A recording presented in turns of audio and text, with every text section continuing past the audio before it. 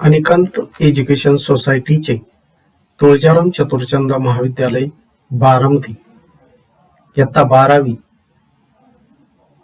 कला व विज्ञान विषय भूगोल। मी प्राध्यापक साखरे एस. आज आपणाला लोकसंख्या भाग 2 यामधील तृतीय क्रमांकाचा जो भाग आहे त्याविषयी थोडीशी माहिती देणार आहे। लोकसंख्येचे टप्पे जे आहेत किंवा लोकसंख्येचे जे भाग आहेत त्याच्यामध्ये द्वितीय टॉपिक मध्ये वयोरचना एज स्ट्रक्चर, त्याच्यानंतर लिंग रचना सेक्स रेशिओ याविषयी आपण त्या ठिकाणी चर्चा केलेली आहे। याच्यावरतीच आधारित असणारा तिसरा महत्वाचा भाग आहे तो म्हणजे लोकसंख्येचा लाभांश। आता लाभांश म्हणजे नेमकं काय आणि तो विचारलेला आहे, मांडलेला आहे लोकसंख्येचा। थोडक्यात जनरली देखील आपण त्या ठिकाणी चर्चा करतो की सहज एखाद्या व्यक्तीला दैनंदिन जीवनामध्ये 10 रुपये सापडले किंवा एक्स्ट्रा मिळाले तर आज मला काहीतरी लाभ झाला अशा पद्धतीचं वर्णन केलं जातं, म्हणजे त्याच्यातून त्याला म्हटलेलं आहे फायदा।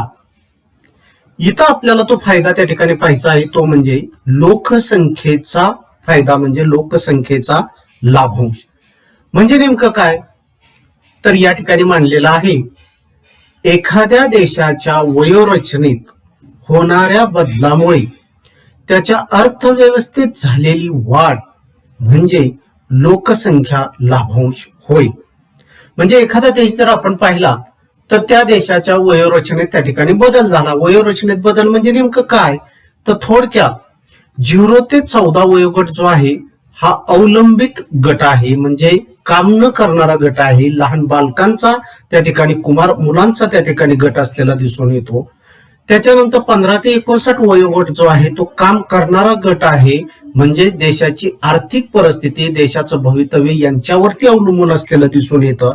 आणि तिसरा गट जो आहे तो 60 वर्षाच्या पुढे म्हणजे वृद्ध गट। म्हणून या ठिकाणी म्हटलेलं आहे की एखाद्या देशामध्ये वयोरचनेत होणारा बदल म्हणजे सर्वसाधारणपणे 0 ते 14 वयोगट आणि 60च्या पुढचा वयोगट जर कमी असेल आणि 15 ते 59 वयोगट जर त्या ठिकाणी जास्त असेल तर वयोरचनेमध्ये या ठिकाणी बदल झालेला दिसून येतो। आणि वयोरचनेतील बदलामुळे एखाद्या देशातील अर्थव्यवस्थेत वाढ झालेली दिसून येते, त्याला म्हटलेलं आहे लोकसंख्या लाभांश।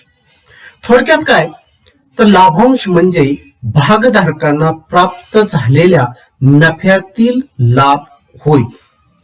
आता भागधारकांना म्हणजे काय तर एखाद्या देशातील सर्व लोकसंख्या आहे तर त्या लोकसंख्येमध्ये 15 ते 59 वयोगट जो पाहिलेला दिसून येतो काम करणारा गट आहे, वर्किंग पॉप्युलेशन आहे। यांच्या काम करण्यामुळे एखाद्या देशातील आर्थिक परिस्थिती सुधारलेली दिसून येते आणि त्याच्यातून जो नफा होतोय तो नफ्यातील लाभ हा त्या ठिकाणी सांगितलेला दिसून येतो। म्हणजेच काय तर नफ्याचे भागधारकामध्ये होणारे वाटप, त्या ठिकाणी जो एक्स्ट्रा झालेला फायदा आहे, नफा मिळालेला आहे तो सर्व भागधारकांमध्ये वाटप त्या ठिकाणी झालेलं दिसून येतं।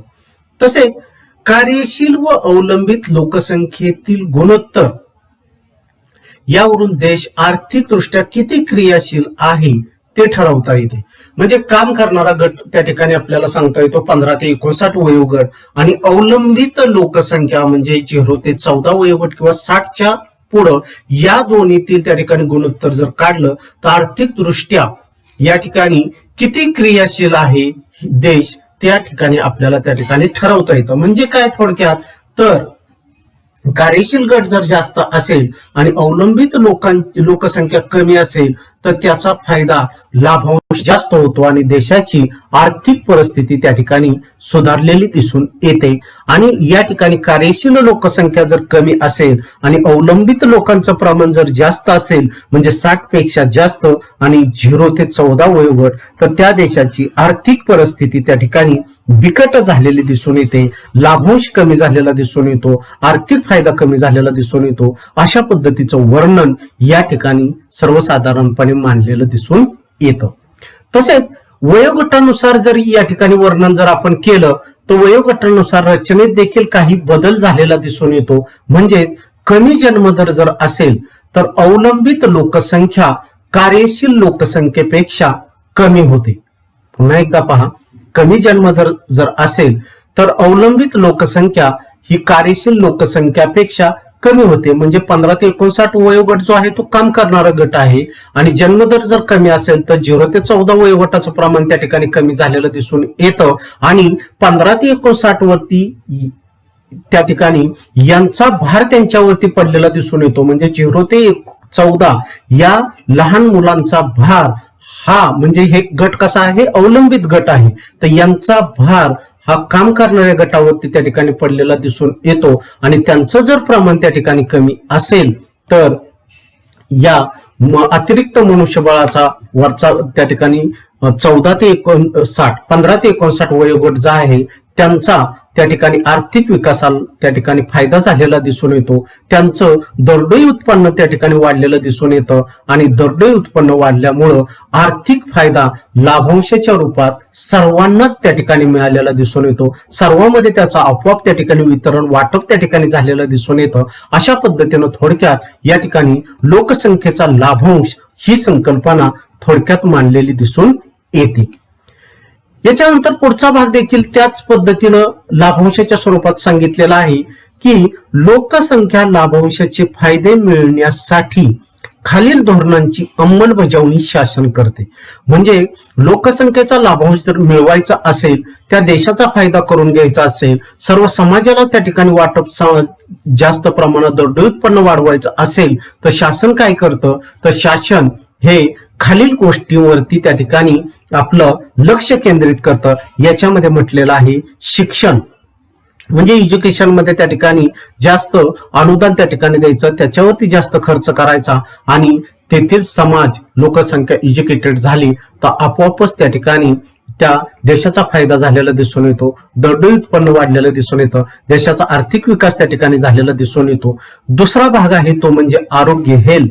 आरोग्यावरती देखील या ठिकाणी जास्त खर्च केला, सकस आहार त्या ठिकाणी दिला, लोक आजारी पडणार नाहीत, त्यांची प्रतिकार शक्ती जर वाढलेली असेल तर लोक त्या ठिकाणी समाज म्हणजेच लोकसंख्या जास्त प्रमाणात काम करेल आणि जास्त प्रमाणात काम केलं की त्यांचाही फायदा होतोय आणि आपोआप देशाचा फायदा होतोय. देशाची आर्थिक परिस्थिती त्या ठिकाणी सुधारलेली दिसून येते. म्हणजे आरोग्यावरती देखील त्या ठिकाणी शासन त्या ठिकाणी विचार करत असलेलं दिसून येतं. आणि तिसरा घटक आहे तो म्हणजे संशोधन. म्हणजे संशोधनातून देखील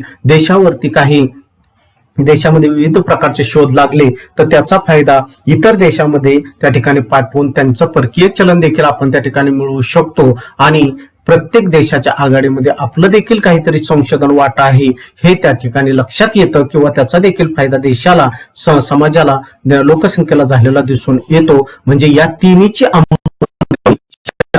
हा फायदा मिळवण्याचं काम त्या ठिकाणी करत असलेलं दिसून येतं.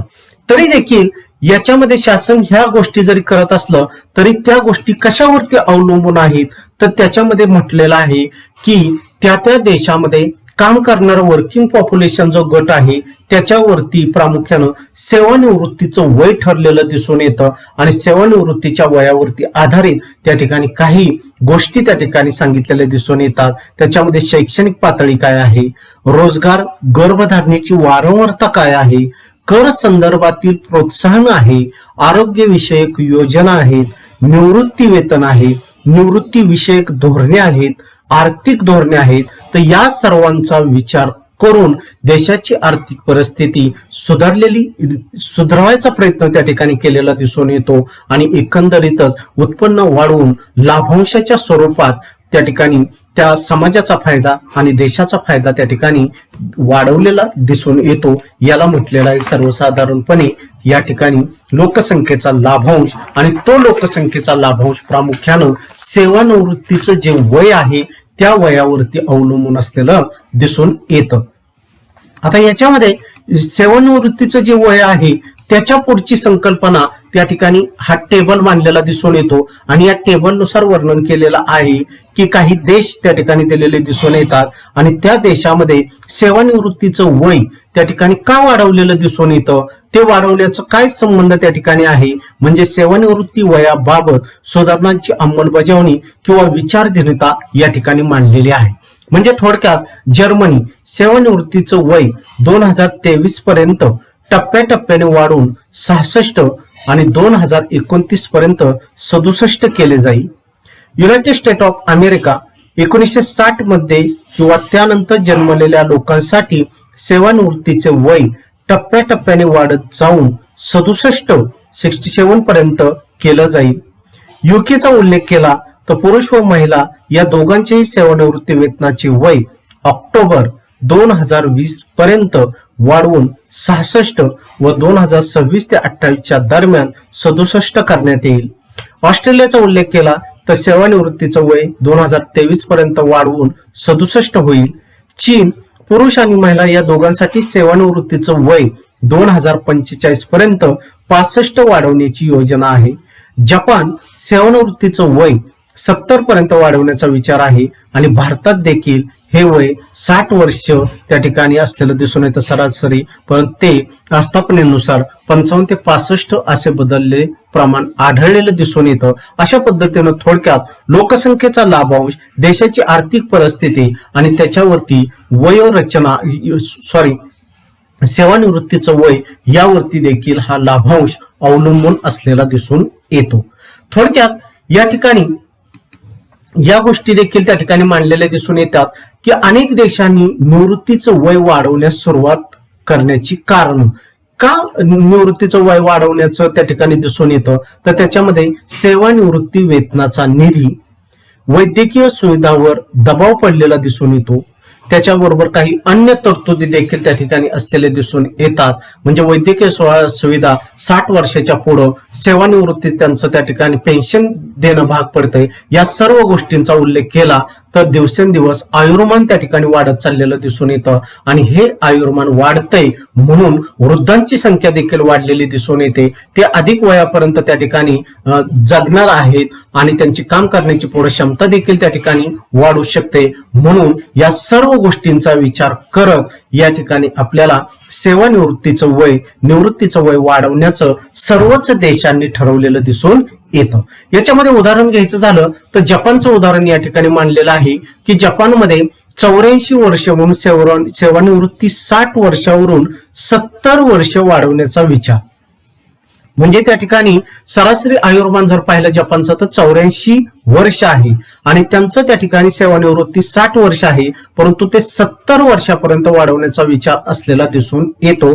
कारण त्या ठिकाणी प्रामुख्यानं सर्वसाधारणपणे बालकांच्या जन्मदराचं प्रमाण त्या ठिकाणी उल्लेख जर केला तर पुढच्या काळामध्ये त्या ठिकाणी जन्मदर कमी झालेला दिसून येतो आणि काम करणारा गट त्या ठिकाणी कमी पडू शकतो. अशा प्रकारचा विचार त्या ठिकाणी समोर आला म्हणून हे सेवानिवृत्तीचं वय 60 वरून 70 वर्ष करण्याचं हे जपानने ठरवलेलं आहे.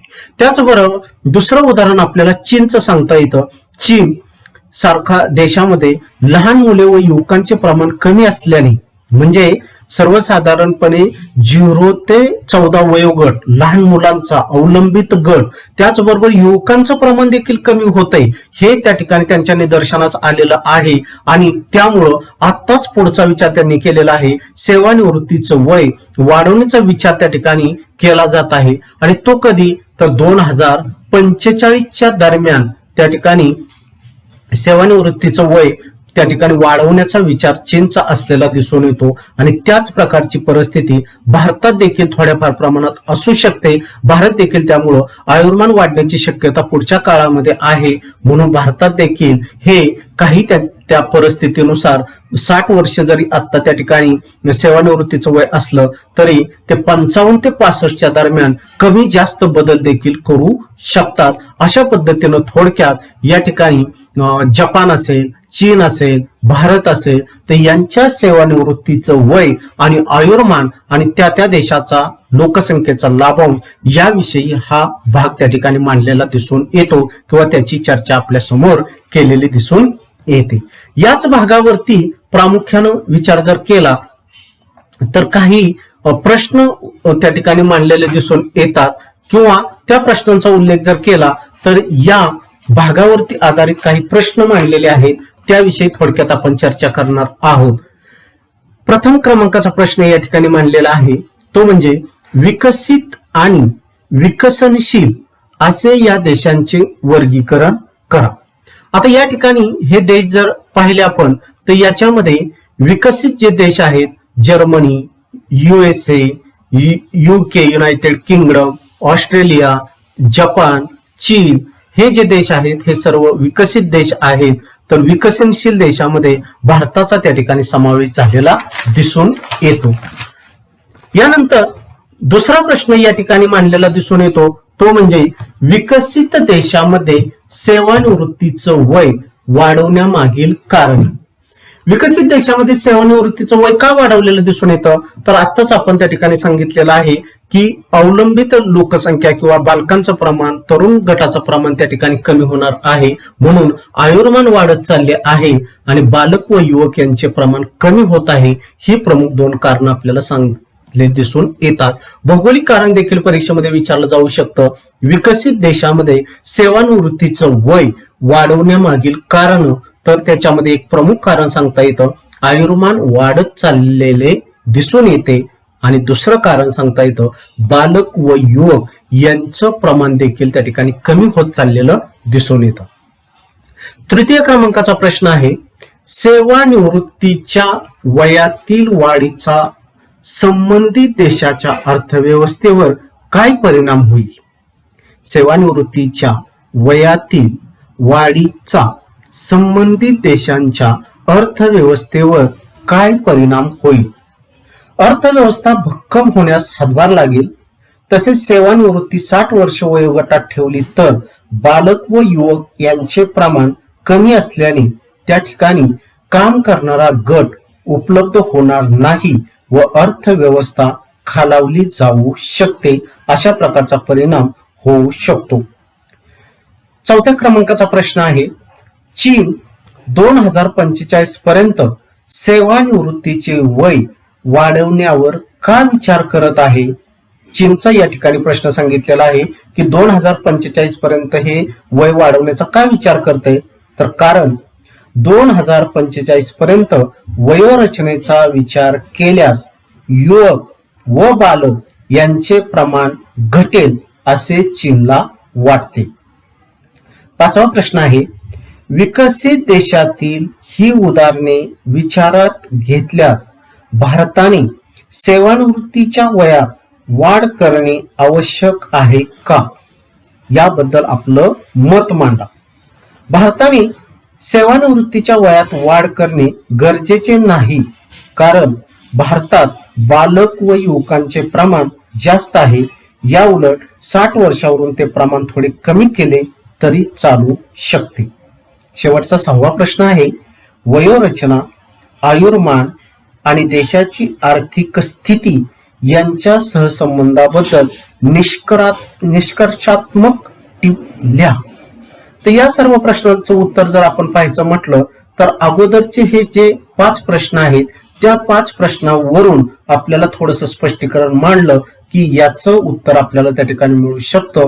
अशा पद्धतीनं थोडक्यात या ठिकाणी लोकसंख्येचा लाभांश आणि लोकसंख्येचा लाभांश म्हणजेच त्या ठिकाणी प्रामुख्यानं त्या देशाची आर्थिक स्थिती, त्या देशामध्ये एकूण लोकसंख्या त्या लोकसंख्येमध्ये मिळवलेलं उत्पादन हे सर्व समाजामध्ये विभागून त्या ठिकाणी जातं, सर्वांचा वाटा समान त्या ठिकाणी राहतो, देशाची आर्थिक परिस्थिती सुधारते. त्याला त्या ठिकाणी कारण सेवानिवृत्ती आणि विविध देशांची उदाहरणं त्या ठिकाणी मांडलेली दिसून येतात. आणि पुढच्या काळामध्ये हे सेवानिवृत्तीचं वय काळ वाढवता येईल किंवा वाढवलं जाईल याची देखील कारणं त्या ठिकाणी मांडलेली दिसून येतात. म्हणजे सेवानिवृत्तीचं वय आणि लोकसंख्येचा लाभांश यांचा हा असणारा घनिष्ठ संबंध आपल्या लक्षात आलेला दिसून येतो. अशा प्रकारची लोकसंख्येचा लाभांश ही संकल्पना थोडक्यात त्या ठिकाणी मांडलेली दिसून येते. आणि या संकल्पनेचा उल्लेख जर आपण केला तर पुढची संकल्पना थोडक्यात त्या ठिकाणी मांडलेली दिसून येते.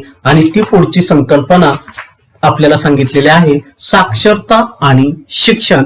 याविषयी चर्चा आपण पुढच्या भागात करणार आहोत.